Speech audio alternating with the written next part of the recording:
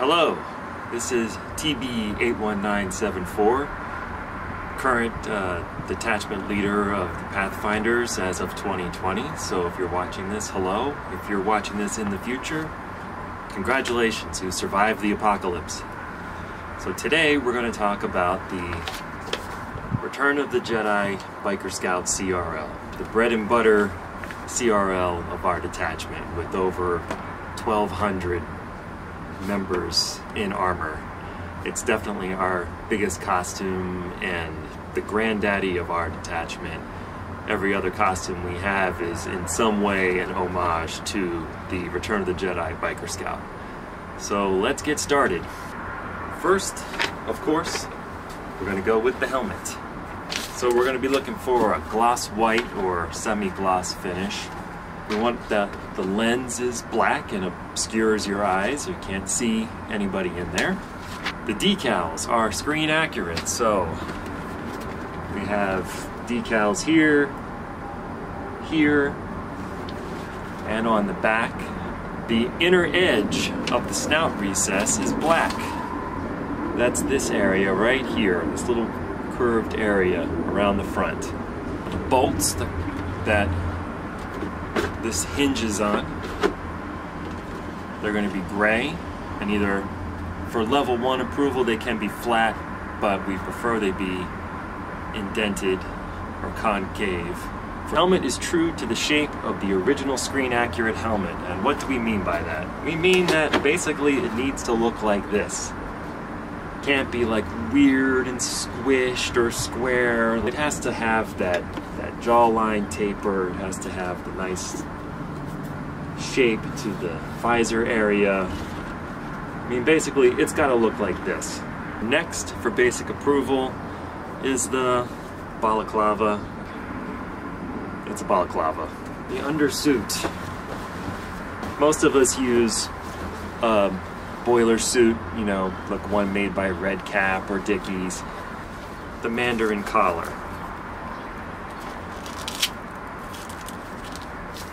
What is this? This is just a pocket that was removed from the suit and then sewed into a flap. The famous butt flap. Just sewn along the back seam here. This is a piece of suede. It's about 12 by 12. Might vary for you depending on your own size. Thigh straps, 2 inches.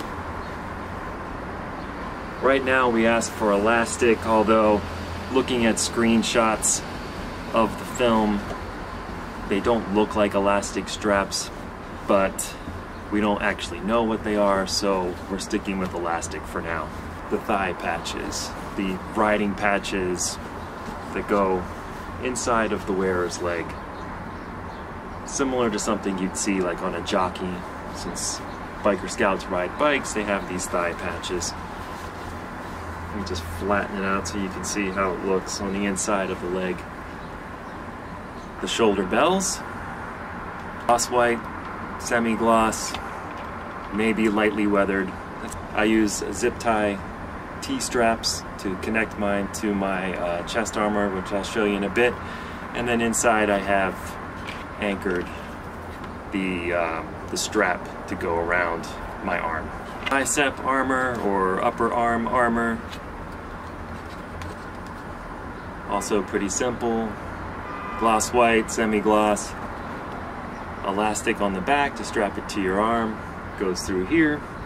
And then in the front we have the T-bit, as we call it, made up of a bit from a TIE fighter model, and then this square bit down here that we're still trying to figure out what the original source of this was.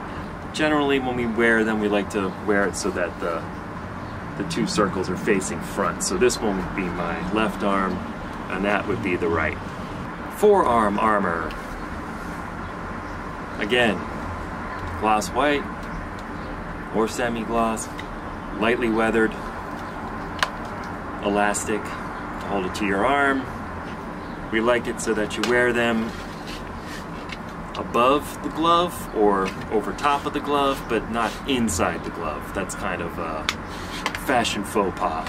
And speaking of gloves, here are the gloves.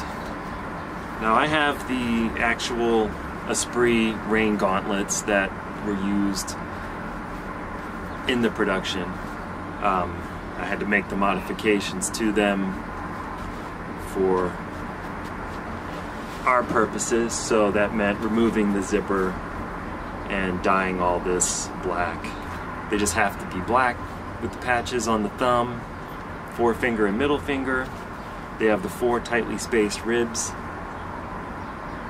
and all clips and straps and everything else have been removed. Okay, this next item may shock some of you out there. It's the vest.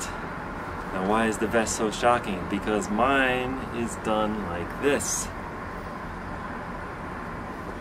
This is how it was done in the film. The codpiece is actually sewn to the bottom of the vest, and black strap connects to the back of the vest. I know most of you don't have it that way. It's okay, we can't all roll screen accurate, but let me just walk you through the vest requirements. It's a black matte finish fabric, usually something heavy. A lot of people like to use duck cloth. The vest sleeves are raglan, which means they connect at the collar instead of at the shoulder like my t-shirt does. The raglan sleeves connect up here. The sleeves have ribbing going down about 1 inch apart. And they're padded. You should put some batting or something inside to achieve the padding effect. We like it so that the sleeve doesn't go too far past the shoulder belt. The closure is right over left. Sometimes when people are making these, they get these reversed. We do specify in the CRL that it has to be right over left. Jumping back to armor, we have the chest piece. Gloss white, semi-gloss, lightly weathered. Make sure you have your gray rectangular area colored in here. Some people use paint, some people use a gray decal. I used a gray decal. A lot of people ask, what color gray should I use? That's a question we get a whole lot about painting different parts of the costume gray. We don't know the exact color paint used, so as a rule of thumb we always say get a gray that matches your decals. With the chest, where it meets the back, we ask you to put a strip of fabric right here. It can be webbing. Looking at screenshots, to me it looks like elastic, so I use elastic. We ask for a strip of fabric now instead of a loop, because again, looking at screenshots, in some of them you can see fraying here on the edge where it was cut. So the easiest way to achieve this is to just get a piece of elastic and glue it. That's what I've done. I've just glued it. We have white webbing that connects it to the back armor. Now with mine, I've made it into a belt on the inside that goes all the way around. And that brings us to the back armor. Gloss white, semi-gloss, lightly weathered. Back armor has a center tank attached. In the film, the tank was held onto the back with an elastic strap, so that's what I've done with mine. See, the elastic is held in by the rivet here and here. We don't require that, but you might as well do it right the first time. The best shot we have of this is the Magic of the Myth Scout from the Smithsonian about 20 some odd years ago, and that's where we get a lot of this information from. We ask for the white painted circle, the red going down the middle of this dial. There's also this rounded greebly right here. These are done with decals. You shouldn't paint them. Use a decal. Same here. There are vendors that sell these decals. A lot of the makers include them with their kits. For this, I just made my own out of black vinyl. Here We allow you to number this anywhere from 0 to 6 stripes here. A lot of people like to do this one. This is the design from the scout that got the drop on Princess Leia. Also has this trapezoid bit right here. Okay, we're going back to soft goods, everybody's favorite. The Cummerbund. Basically a long rectangular garment that goes around here. It should go from your pectorals down to about your belly button. Shouldn't go past it, shouldn't go up. It should not be like this big tortilla that wraps up your entire body. Just like this. A good rule of thumb is 8 to 9 inches from here, from the bottom to the top. White fabric, cotton, something light, not duck cloth. Duck cloth's too heavy, it's gonna make you hot. Get something light.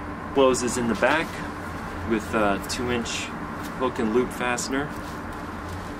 Again, right over left. Chest armor should overlap it about that much, and then it comes down here and stops at the belt. In the front of the bund, we have the ribs. 1, 2, 3, 4, 5, made from 6 lines. They're about 1 inch apart. Best way to achieve this is to make sure you get enough batting and padding inside of your cummerbund. That way you can actually see these from a distance. Some people don't put enough batting in and they put the lines, but from a distance you can't see them, especially when you're submitting your photos to your GML. It looks like you don't have any ribs. Back to the codpiece. Here's mine. Again, attached to the vest. Some people attach it to the flight suit. Some people attach it to the cummerbund. That's probably my least favorite way to do it because it's all gonna move the wrong way. You have this curved detail here along the bottom. It's a little tricky because it's not exactly a semicircle. It's not a chevron. It's kind of a blend of both. It kind of goes up straight on both sides and then gets to the apex, and then there's a curve, and then it goes back down straight on the other side. I took the costumes book and just traced it out of there. You're gonna want the batting and some sort of fabric stabilizer to keep it from crumpling up. You don't want the crumpled look. Keep it like a light cotton, something that's not gonna make you too hot. Again, because these layers stack up and you don't want to be wearing a lot of duck cloth. Finally, with the codpiece, there's this 2-inch elastic strap. This here goes down between your legs and connects to the back of your suit.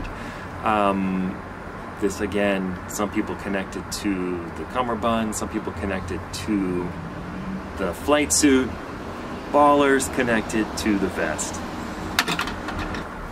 Pouches should be white or off-white. If you go off-white, you have to make your other strapping on your chest and your belt match. Our sources from the different costumes books say these were made from canvas, so canvas, duck cloth, something heavy. They have flaps in the front, and you can put foam inside to shape them out. I have foam and then a cutout so I can store things. I attach mine to the cummerbund using Velcro. They go with the flat end facing the ribs, not the other way around like some scouts do. In the film, these were sewn to the cummerbund. You can see this attachment tab here was like stitched down.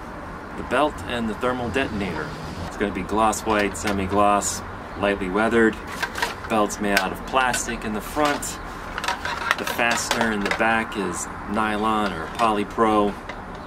Closes with Velcro. You only use one rivet, one silver rivet on each side. I use 1/8 rivets all over.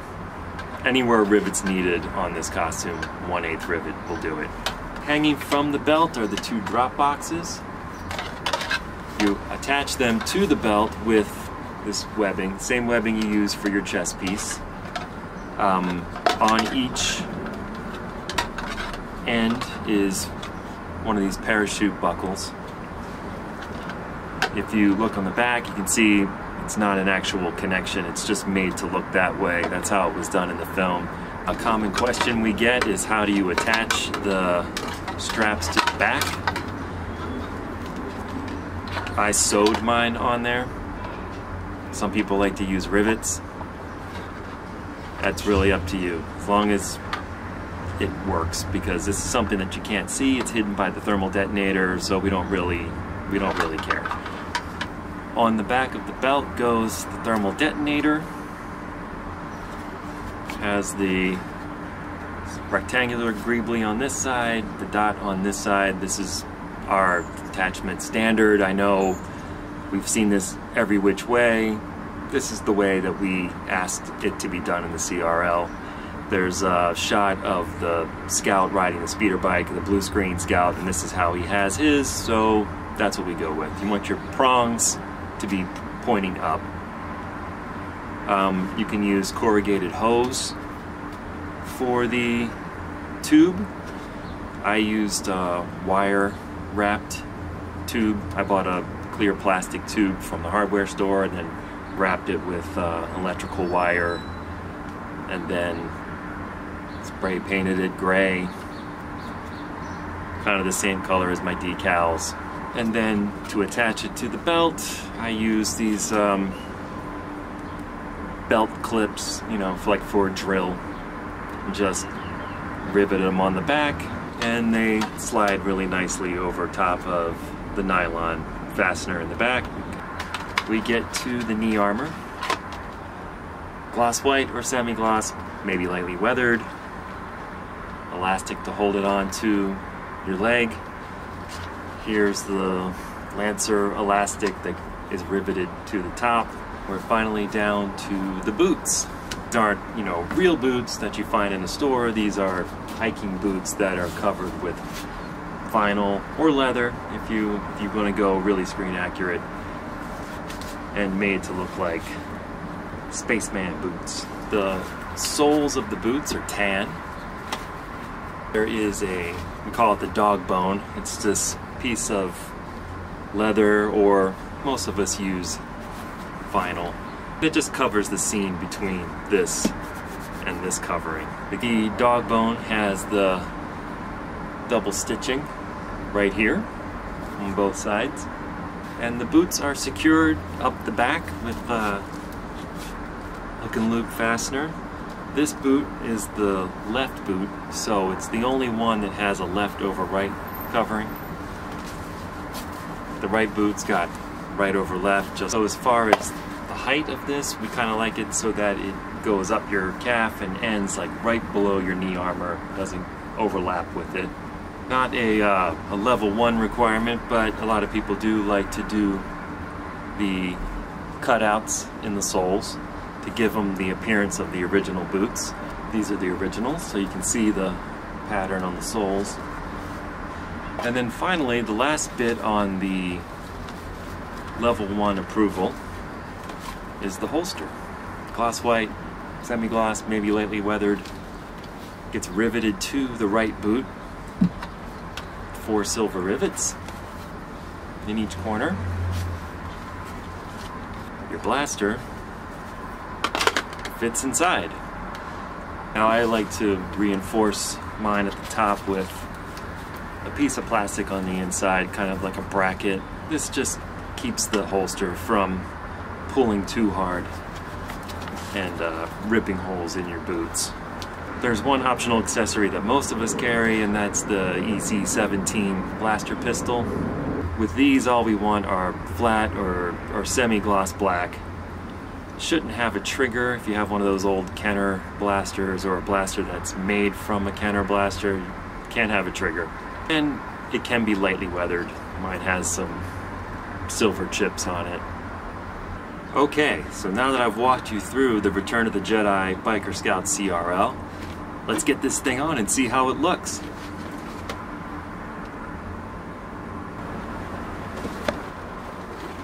So I'm back and in armor, demonstrating the very best thing about the Return of the Jedi Biker Scout. You can sit while you're wearing it. So if you want to be comfortable in a troop and have a lot of flexibility and want to have some of that original trilogy coolness, please sign up to the Pathfinders and become a Return of the Jedi Biker Scout. Now, let's get those buckets on.